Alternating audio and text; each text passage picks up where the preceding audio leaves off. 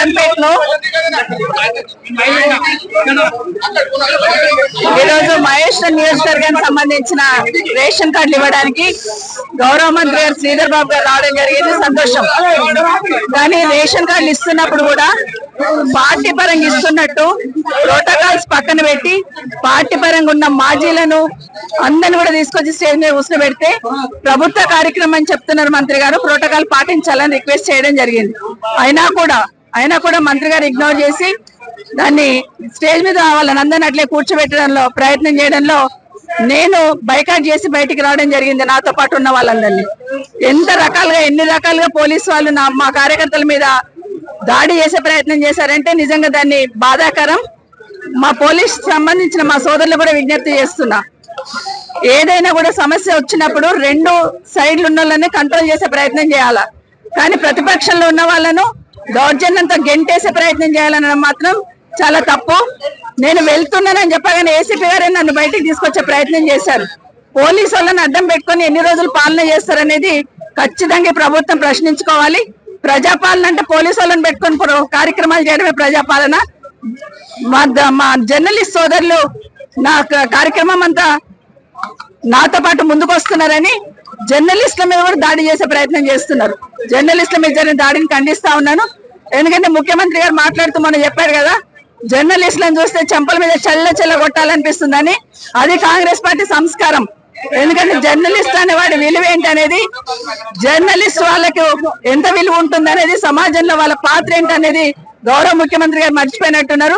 ముఖ్యమంత్రి గారు అన్నారు కదా, మేము దాడి చేస్తే తప్పేముందని ఈరోజు పోలీసు వాళ్ళు కూడా మీడియా మిత్రుల మీద దాడి చేసే ప్రయత్నం చేశారు. దాన్ని ఖండిస్తా ఉన్నాం. నిజంగానే మీరు రేషన్ కార్డ్స్ ఇస్తే అందరికి ఇస్తున్నప్పుడు గాంధీ భవన్ కి వెళ్ళి ఇచ్చినట్టు మీ పార్టీ పరంగా ఇస్తున్నట్టు అందరినీ తీసుకొచ్చి స్టేజ్ మీద కూర్చోబెడుతున్నారు. ఇందిరమ్మ ఇల్లు ఇచ్చారు, కాంగ్రెస్ పార్టీ వాళ్ళు పోయి ముగ్గు పోస్తేనే ఇందిరమ్మ ఇల్లు శాంక్షన్ అవుతుంది. రేషన్ కార్డు కూడా కాంగ్రెస్ పార్టీ వాళ్ళే ఇస్తున్న ఫీలింగ్ తీసుకొచ్చి ప్రభుత్వ పరంగా ఇస్తున్నారా, కాంగ్రెస్ పార్టీ నుండి ఇస్తున్నారా అనేది సమాధానం చెప్పాలి ఈ ప్రభుత్వం.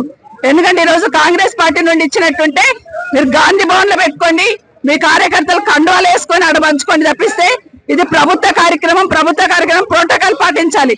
పాటించడం ఇష్టం లేకపోతే మమ్మల్ని పిలవద్దు, మమ్మల్ని కార్యక్రమాలకి పిలవద్దు, పిలిచి అవమానించే ప్రయత్నం చేయొద్దు. నిజంగానే దమ్ము ధైర్యం ఉంటే ప్రోటోకాల్ పాటిస్తూ పద్ధతి ప్రకారం కార్యక్రమాలు చేయాలి. కానీ ప్రభుత్వ కార్యక్రమాలను కూడా పార్టీ పరంగా చేసి లబ్ధి పొందాలని ఏదైతే నాటకం ఆడుతున్నారో ప్రజలు గమనిస్తా ఉన్నారు. తప్పకుండా మీ పార్టీకి ఈ ప్రభుత్వానికి చమరగీతం పాడడానికి ప్రజలు సిద్ధంగా ఉన్నారు. మీరు ఇస్తున్న రేషన్ కార్డులు ఈ రోజు నేను చూస్తే కందుకూరులో 117 రేషన్ కార్డులు, మహేశ్వరంలో 230 రేషన్ కార్డులు, బాలాపూర్ మండలం అంటే బడంపేట, మీర్పేట, జల్పల్లి అంతా కలిపితే 1300 రేషన్ కార్డులు, అన్ని కలిపితే 1700 రేషన్ కార్డులకి 1700 రేషన్ కార్డులకి ఇంత డబ్బా కొట్టుకుంటా ఉన్నారు. ఈవెన్ కనీసం ఏవైతే అడిషన్స్ ఉన్నాయో అడిషన్స్ కూడా కొత్త రేషన్ కార్డులను లెక్క పెడతా ఉన్నారు. ఇంత హంగామా ఎందుకు? స్థానిక సంస్థల ఎన్నికలు వస్తున్నాయి కాబట్టి ఇవన్నీ హంగామా చేసే ప్రయత్నం చేస్తా ఉన్నారు. ప్రజలంతా అమాయకులు కాదు.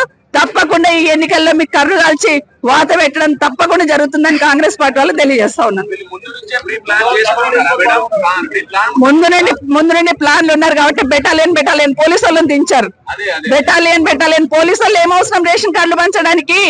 నిజంగానే రేషన్ కార్డు అర్హత ఉన్న వాళ్ళందరికీ ఇవ్వమంటున్నాము, ఇవ్వండి, మేము స్వాగతిస్తాము.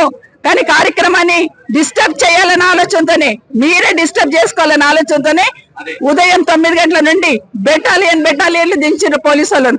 4-5 సిఐలు, ఏసీపీ, డీసీపీ. ఎందుకు ఇది?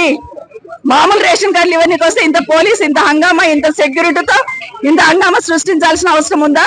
లేదు. ఎట్టి పరిస్థితులలో ప్రోటోకాల్ లేని వాళ్ళని స్టేజ్ మీద కూర్చోబెట్టి దాన్ని అడ్డుకుంటే బీఆర్ఎస్ పార్టీ ఏదో అడ్డుకుంటుందనే నెపం నెట్టాలని ప్రయత్నం మీరు చేస్తా ఉన్నారు. ప్రజలు అన్ని గమనిస్తా ఉన్నారు. ఈ రోజు 3వ స్థానంలో వచ్చిన స్టేజ్ మీద కూర్చోబెట్టినప్పుడు నా మీద ఇంకా 20 మంది పోటీ చేశారు. ఆ 19 మందిని కూడా తెచ్చి కూర్చోబెట్టండి. 3వ స్థానంలో వచ్చిన ఆయన ఎట్లా కూర్చోబెడుతున్నారు? ఇంకా 19 మంది పోటీ చేసిండ్రు నా మీద, వాళ్ళందరినీ కూడా తెచ్చి కూర్చోబెట్టండి. అప్పుడు యాక్సెప్ట్ చేద్దాం. అట్లా కాకుండా మీకు గాంధీ భవన్కి వెళ్ళి ఇచ్చినట్టు, మీ జేబులకి వెళ్ళి ఇచ్చినట్టు, మీ పార్టీ పరంగా ప్రోగ్రామ్ చేస్తామంటే ఇక్కడ చూస్తూ ఊరుకోవడానికి ఎవరు సిద్ధంగా లేరు. ప్రజలు కూడా అన్ని గమనిస్తా ఉన్నారు. సమయం సందర్భం కోసం వెయిట్ చేస్తున్నారు. యా బడంపేటలో స్టార్ట్ చేసినాక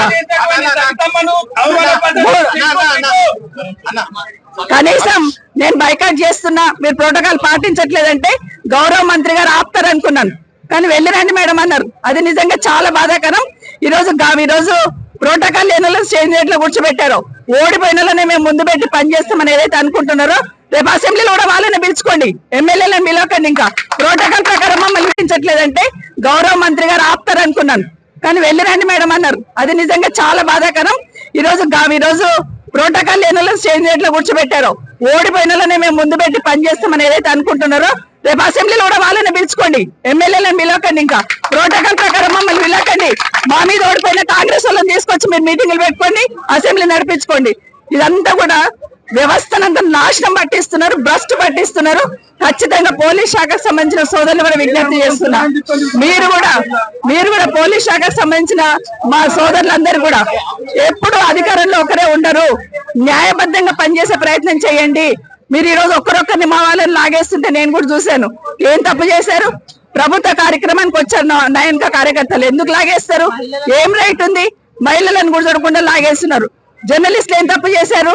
మాది వీడియో తీస్తా ఉన్నారు గొడవ అవుతుందని, అది కూడా వాళ్ళు చేసిన తప్ప.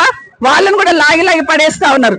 ఈ దౌర్జన్యం పోలీసులను అడ్డం పెట్టుకొని రాజ్యం చేయాలని ఏదైతే కాంగ్రెస్ పార్టీ అనుకుంటుందో ఖచ్చితంగా ప్రజలు గమనిస్తున్నారు. తప్పకుండా సమాధానం చెప్తారు. అంటే ముఖ్యమంత్రి గారు ఏం చెప్పారు? జర్నలిస్టులను అందులో కూడా మిమ్మల్ని డివైడ్ చేసే ప్రయత్నం చేస్తా ఉన్నాడు. జర్నలిస్ట్ అనేటోడు ఎవరైనా జర్నలిస్టే. సమాజంలో ప్రజలకి మాకు మధ్యలో వారధిగా పనిచేస్తా ఉంటాడు. అదంతా మర్చిపోయి మేము జర్నలిస్టులను చెంపల మీద కొట్టాలనుకుంటున్నారని ముఖ్యమంత్రి గారు అన్నారంటే పోలీసులు చేసి చూపిస్తున్నారు. ఇప్పుడు అదే జరుగుతుంది. కాబట్టి జర్నలిస్టులకు కూడా అర్థం కావాలి. ఇప్పుడు పోలీస్ రాజ్యం, పోలీసులను పక్కన పెట్టుకుని పాలన చేయాలని ప్రయత్నం చేస్తుంది. ప్రజాపాలన ఎట్లయితే పోలీస్ పాలన అయిపోతుంది. అప్పుడే అడగాలి కదా, ప్రోటోకాల్ ప్రకారం మీకు ఏదైనా ఇబ్బంది అయితే మీరు పలానా వాళ్ళని పిలవలేదని అడగాలి కదా. మీకు ఎక్కడ నష్టం జరిగింది, ఏ ప్రోటోకాల్ పాటించలేదు, అప్పుడు దమ్ము లేదా అప్పుడు అడగడానికి?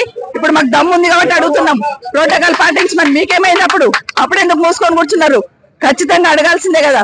అప్పుడు అడగకుండా ఇప్పుడు గాయకెత్తుకొని ఇప్పుడు అరుచుకుంటుంటే అప్పుడు ప్రోటోకాల్ పాటించినప్పుడు ప్రశ్నించాల్సింది, దానికి సమాధానం చెప్పేవాళ్ళం. తప్పు చేస్తే సరిదిద్దుకునే వాళ్ళం. అది వదిలేసి ఈరోజు పార్టీ పరంగా అందరినీ మాజీలని స్టేజ్ మీద కూర్చోబెట్టుకొని మేము కాంగ్రెస్ కండువాలు వేసుకొని పంచుతామంటే ఇది మీకు గాంధీ భవన్కి వెళ్ళి ఇస్తలేరు, ప్రభుత్వంకి వెళ్ళి ఇస్తున్నారు. అది గుర్తు పెట్టుకొని పాలన చేయమంటున్నాం. లబ్ధిదారులకు నష్టం జరగొద్దని ఈరోజు నేను బయటకు వచ్చిన. లబ్ధిదారులకు నష్టం జరగొద్దు, రేషన్ కార్డు వచ్చిన వాళ్ళకి అన్యాయం జరగొద్దని నేను ఈరోజు బయటకు వచ్చిన. లేదంటే అక్కడే కూర్చొని అందరినీ లాగి కిందికి పడేసేంత వరకు ఆగేదాన్ని కాదు. అది గుర్తు పెట్టుకోవాలి. ప్రజలకు నష్టం జరగొద్దు కాబట్టి మా వల్ల ప్రజలకు లబ్ధి పొందేటోళ్ళు నష్టపోవద్దని ఈరోజు నేను బయటకు వచ్చినాను. అది గుర్తు పెట్టుకోవాలి. మా ప్రజలు కూడా గమనిస్తారు. జై తెలంగాణ.